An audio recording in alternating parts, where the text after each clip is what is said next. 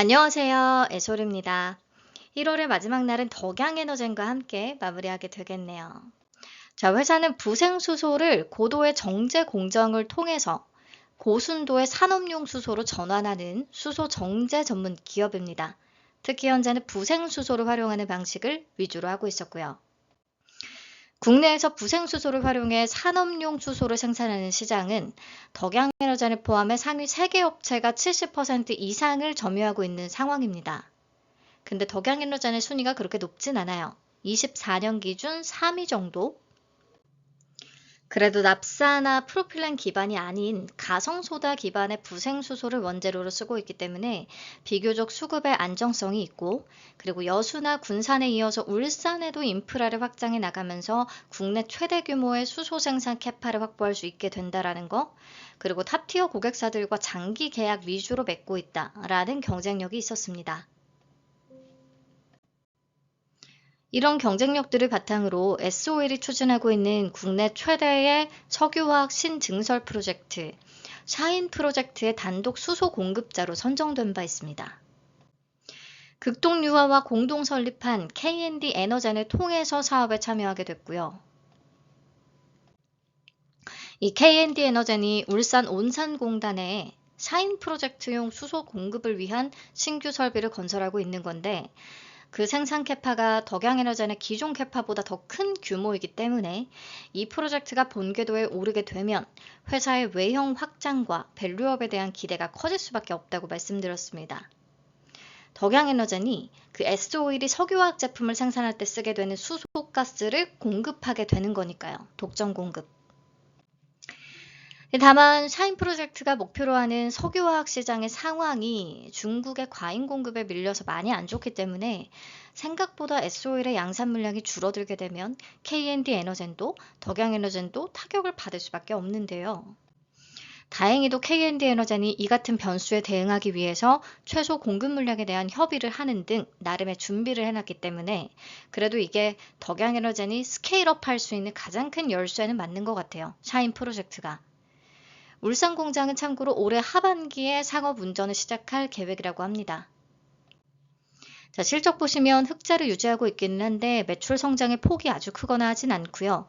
올해 3분기 누적 실적이 작년 동기와 크게 차이가 없어서 외형 성장이 정체된 거 아니냐는 우려가 나오고 있습니다. 그래서 샤인 프로젝트를 통해서 이 정체를 좀 확실하게 뚫어줘야 될 것 같아요. 자, 공모가는 10,000원이었고요. NH투자증권 또는 미래에셋증권에서 배정을 받았습니다. 최종 배정 내역부터 확인을 해보면 우리사주 조합에 배정된 내역은 없었고요. 기관 투자자 미납 없이 다 참여했습니다. 최종 확약은 68.33%가 잡혔습니다. 수요 예측 때 14.38%로 좀 낮은 편이었는데 생각보다 많이 올라갔어요. 그리고 15일과 3개월의 비중이 높습니다.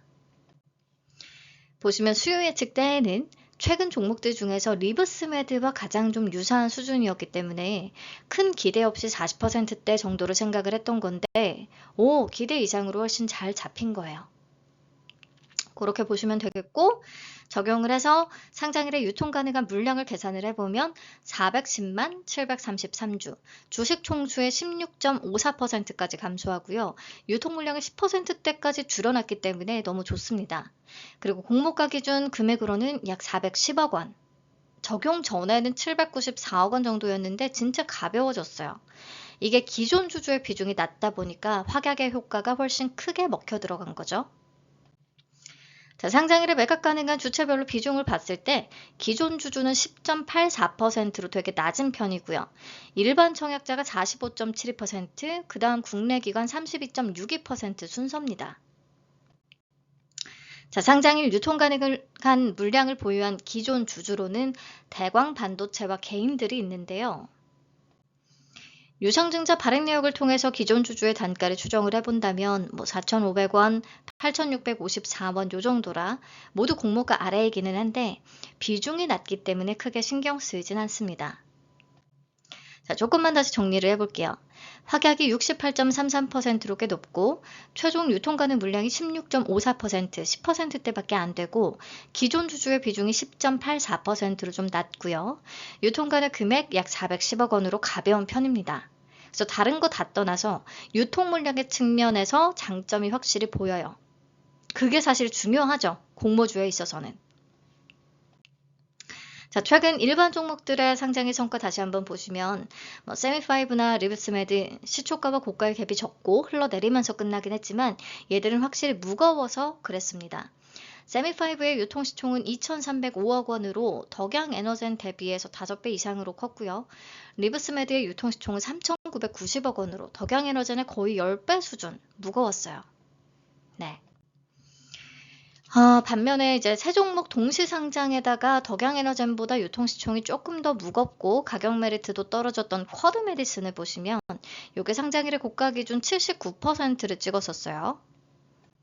그리고 단독 상장이면서 유통 간의 금액이 그나마 가장 비슷했던 페스카로를 보면 페스카로는 고가 기준 203%를 찍었습니다. 그렇다면 덕양에너젠도 단독 상장이고 가벼운 편에 속하기 때문에 이 사이즈로는 더블 이상을 기대해 볼 수 있겠다 싶은 생각이 듭니다. 더군다나 삼성스펙 13호가 역사적으로 상장 당일에 바로 8,000원 상한가를 찍었었죠. 게다가 더 이상하게 2일차에는 9,300원까지 추가적으로 더 오르기도 했어요. 아무튼 상장일 신규주에 대한 수급 여전히 매우 강합니다. 덕양에너젠에도 좀 잘 붙어주기를 바래요. 근데 이 얘기는 드렸습니다. 국내 대표 수소 관련주들 중에서 수소 생산이나 수송까지 업스트림, 다운스트림 다 영위하는 회사들 두산퓨얼셀, JNK 히터, 원일 T&I와 비교해서 보면 두산퓨얼셀은 수소 연료전지 중심이라 이 수소 연료전지가 AI 데이터 센터의 비상 전원용 에너지로 주목을 받으면서 크게 올랐던 바가 있는 거라서 성격이 달라서 직접 비교 대상으로 삼기엔 좀 무리가 있을 것 같고요. 매출 규모가 비슷한 JNK 글로벌 대비해서는 시총이 이미 너무 높고요. 매출 규모는 훨씬 적지만 수익성이 되게 높아서 순이익 규모로 따지면 훨씬 큰 원일 T&I에 비해서도 덕양에너젠의 시총인 이미 훨씬 높습니다. 그래서 가격 메리트는 조금 떨어진다라고 봤었어요.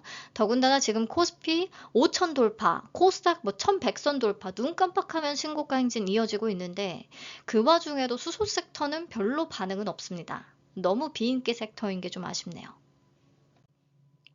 그래서 정리를 하자면 우선 중요한 거 수급과 분위기. 삼성스펙 13호를 봤을 때 신규주에 대한 수급은 여전히 굉장히 강하다. 근데 지금 시장도 전반적으로 다 분위기가 너무 좋으니까 코스닥 막 살아나기 시작하니까 조금 분산될 수도 있을 것 같기도 하네요. 자, 그리고 확약이 생각보다 높게 잡히면서 유통 가능 금액 410억 원, 기존 주주의 비중은 10.84%, 단타 수급 붙기에 좋은 조건이 좀 됐어요. 이 정도의 사이즈와 단독 상장이라는 것을 고려했을 때 최근의 사례들을 참고해서 한번 보니까 더블 이상 볼 수 있겠다라는 생각은 들고요. 다만 비교 기업 대비 시총은 좀 높고 수소 테마가 여전히 좀 소외되는 감은 있기 때문에 저는 크게 욕심은 내지 않으려고 합니다. 수급 잘 붙어서 2만 원 이상 가졌으면 좋겠네요.